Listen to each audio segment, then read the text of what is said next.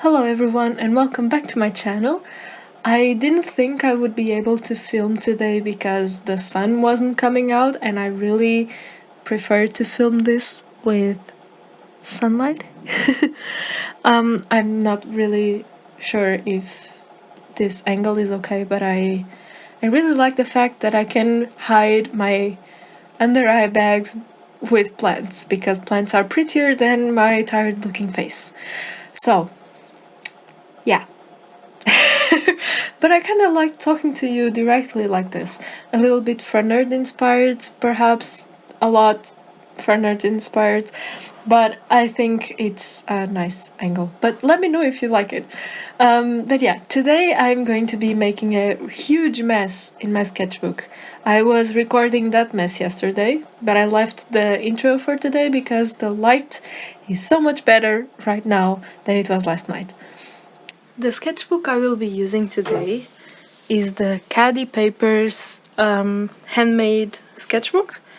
It is a paperback, 100% cotton, acid-free, made in South India. It is supposed to be fairly traded, so in theory, I really hope it is. In theory, everyone working to make this sketchbook exist was properly paid and lives a decent life. I hope that actually happens. I'm always very skeptical with these fairly trade things, but I really do hope that's the truth. So, I was so excited that when it arrived, I actually ripped this so I could see for myself what it looked like. And one thing I really love is that the cover is white, and the cover seems to also be cotton, so not only the paper feels amazing, but and look at this it's so pretty. I really am excited to use it, and I decided to use it today because man, look at this, it's so pretty. Hopefully this is not too bright, probably it is. I'll be using just a random red color pencil, some markers. This is a gold marker because I thought that would be a nice idea. I really like acrylic markers, I just never use them, so I have two Liquitex ones. This one was a sample from one of my first ever orders from Jackson's. I'm going to be using this new palette. If you want to see how I put together this palette, you can check a card up there and it will take you to the video where I make this. A very cheap one, very synthetic, just in case I want to use with some glue. And then I'm using a couple of Dollar Rowney graduate brushes. These ones. A flat one and a round one. And then a dagger brush. Sword brush, sorry. It's the 1/2 inch, I think, sword brush from the System 3 Dollar Rowney. I really like these brushes. These are all synthetic.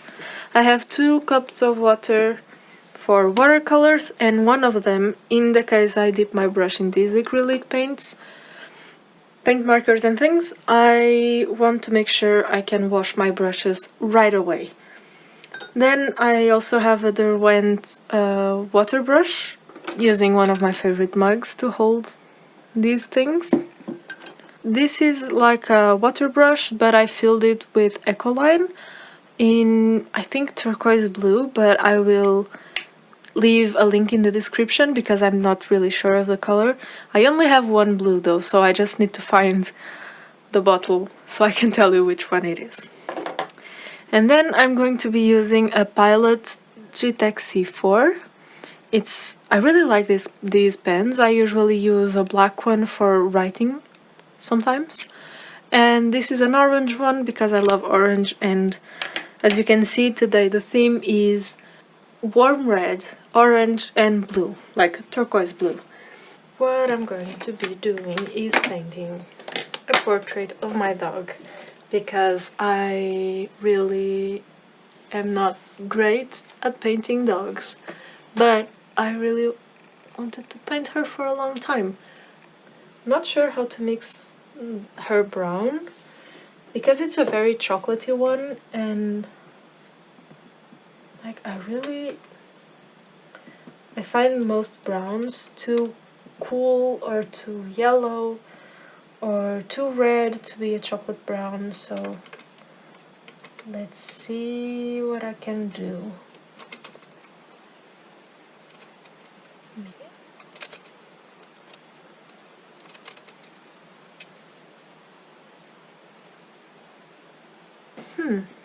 Quite interesting.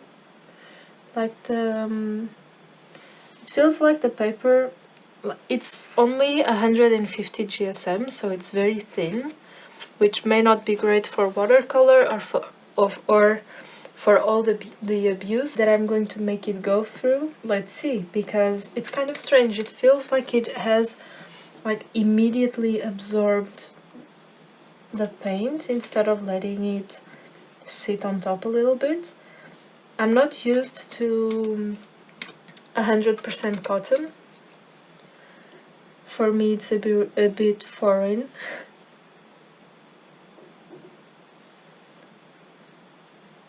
Because I always find the paper so expensive and so precious that I am just scared to use 100% cotton. I think I'm going to start with this brown. I feel like I just want to go in and block out all the darker spots, but maybe what I can do is start the other, like the proper way around, which is blocking the lighter parts. So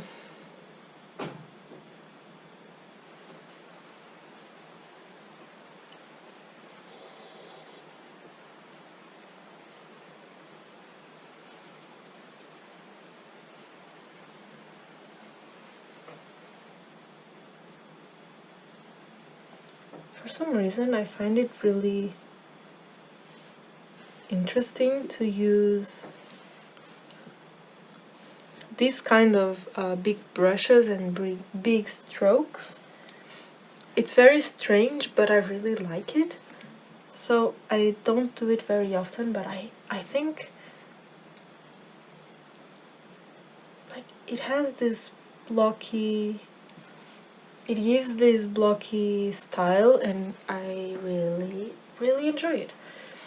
It's kind of strange, like I always really like to see that on other people's paintings and drawings, and mostly paintings because you don't usually draw with a 3/4 of an inch brush,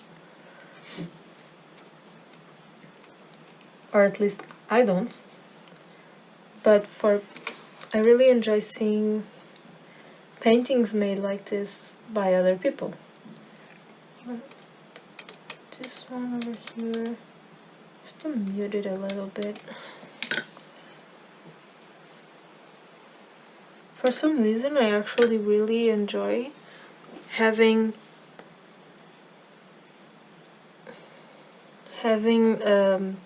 very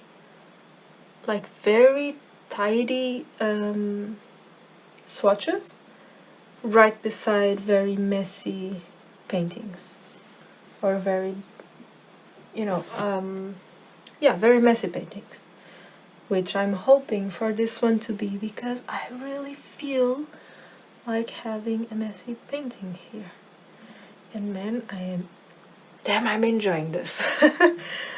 It's very hard to talk at the same time, but like I really like when other artists do it, because I really like slower videos where they talk at the same time, but it's so hard to do. So I don't really have the courage to ask them to do it, because when artists ask what do we want to see, like in YouTube artists, but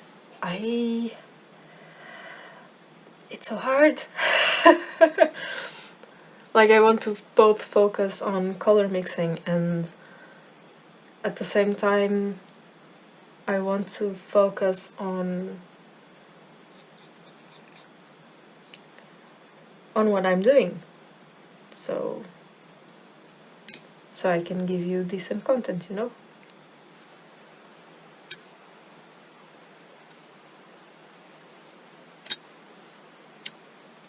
The texture of the paper actually brings out the granulation so much. Why is Potter Pink so pretty? Can you tell me? Because how is it possible for a pigment to be this pretty? It should be illegal. Like Potter's Pink with Venetian red, it's like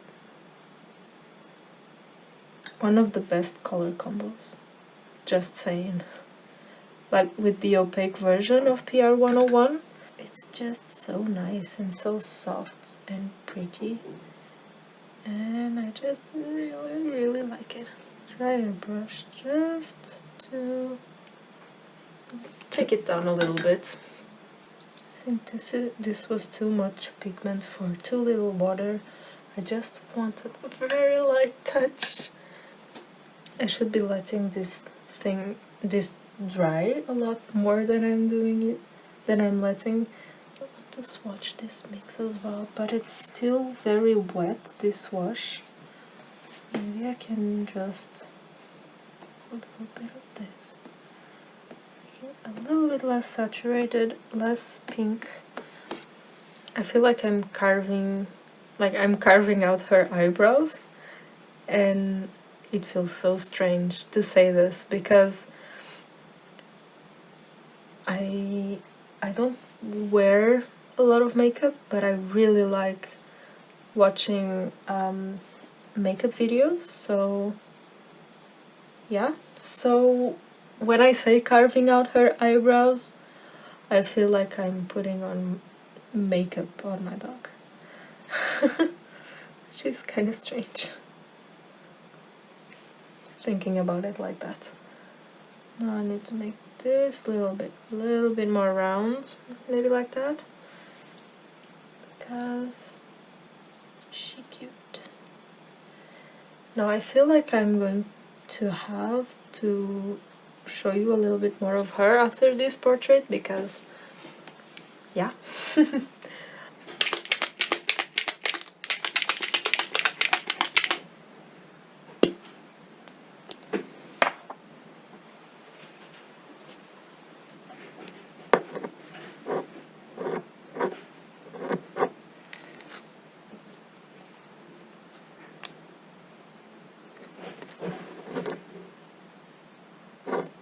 Well, this picture is a little bit older than I thought. This picture is from 2017, so it's almost 3 years old. But she still sits like this so often that I felt it was still appropriate to use this picture.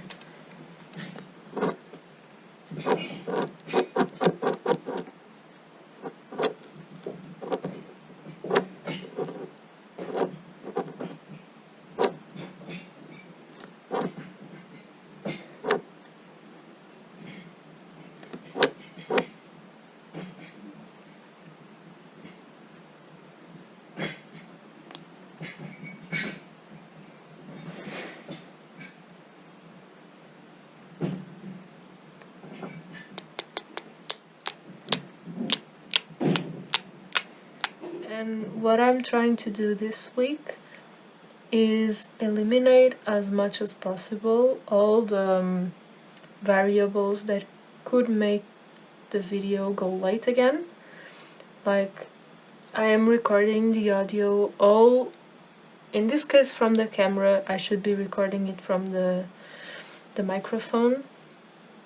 But the reason why recording everything from the camera helps is because I will be recording from the same audio equipment for the whole video. I really want to be able to put videos regularly, and for that I need to streamline the process a little bit. And one of the things is record all the audio for one particular video on the same device, be it the microphone, like the good one, or the camera, but I need to use the same device. Because what was happening was that the audio quality didn't match. I just noticed I put her eyebrow completely out of place. Like both of them. I think I'm going to hide them and do them in gold. Because her eyebrows are so freaking cute. So I'm gonna hide these ones and then I'll make them with the gold paint marker. Or with a brush and the gold paint from the marker. Maybe. We'll see. So what I'm doing right now is keep the brush as loaded with paint as I can, so that I have a very saturated wash. Why is there one of her hairs here? Her eyebrows make such a difference. I want to stop adding such dark things. I think I'm ready to switch brushes. Because I really want to paint her eyes. Now, her eyes are a very strange shade of green. She has a brownish green shade of eyes. And it's just so pretty. Like,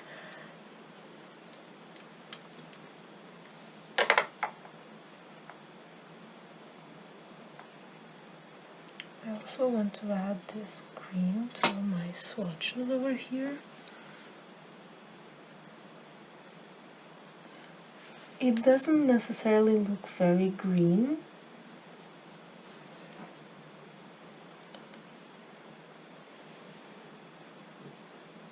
But her eyes don't either, so I'm fine with it. Because her eyes are like this really strange shade. Sometimes they look extremely green. Other times they just look brown.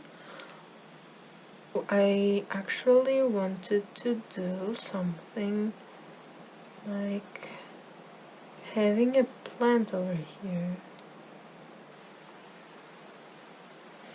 Because we have a few plants that look a little bit like this in the living room. And these are so soothing to draw because you basically just keep it light, light, then you press, and then you keep it light again. And you get some leaves. So